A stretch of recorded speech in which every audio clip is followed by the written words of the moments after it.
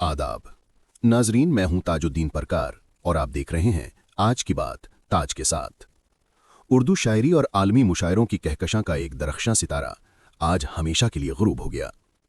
अवामी मकबूलियत और फिक्री गहराई को एक साथ निभाने वाले शायर ताहिर फराज हमसे रुखसत हो गए। ये सिर्फ एक शायर का इंतकाल नहीं बल्कि एक पूरे अहद का इख्तिताम है। नाजरीन, ताहिर फराज उन खुशनसीब शायरों में शामिल थे जिन्होंने अवाम और खवास के दरमियान मौजूद फासले को पाट दिया। उनका कमाल ये था कि उनके अशार में ये फ़र्क करना मुश्किल हो जाता था कि कौन सा शेर अवाम के लिए है और कौन सा खवास के लिए। उनकी शायरी दिल से निकलती थी और दिल पर ही उतरती थी। इसीलिए कहा जाता है, अज दिल खेज़द बर दिल रेज़द।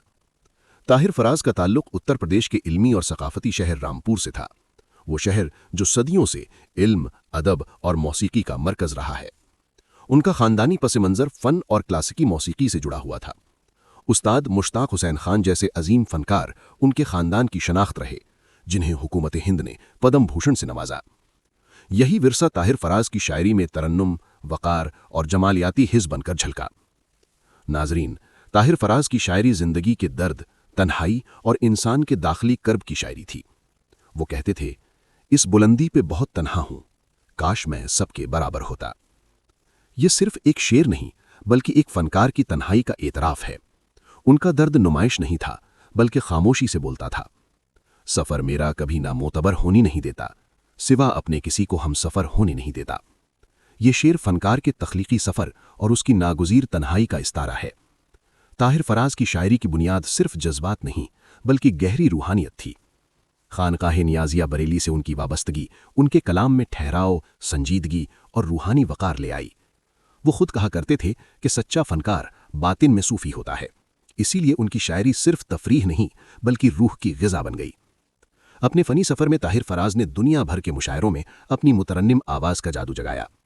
1984 में पहला गैर मुल्की मुशायरा और फिर आलमी शोहरत।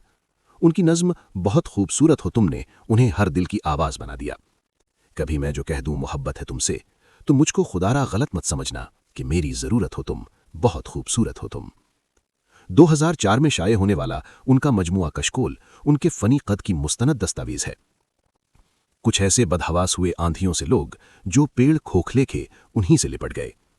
ये शेर ताहिर फराज को एक हसास समाजी मुबस्सिर साबित करता है। अपने आखिरी पैगाम में ताहिर फराज ने नई नस्ल से कहा, फ़न में आओ तो सच्चाई के साथ आओ, वक्ती दाद ना मिले तो घबराना मत, सच को अपना शियार बनाओ। यही पैगाम उनका असल विरसा है। उनके साहबजादे तारिफ नियाज़ी भी इस अदबी रिवायत को आगे बढ़ा रहे हैं। नाजरीन, ताहिर फराज आज हमारे दरमियान नहीं मगर उनके लफ्ज़, उनकी आवाज़ और उनका एहसास हमेशा जिंदा रहेगा। वो सही मानों में अवाम के शायर थे। अल्लाह ताला मरहूम को जन्नतुल फरदौस में आला मकाम अता फरमाए।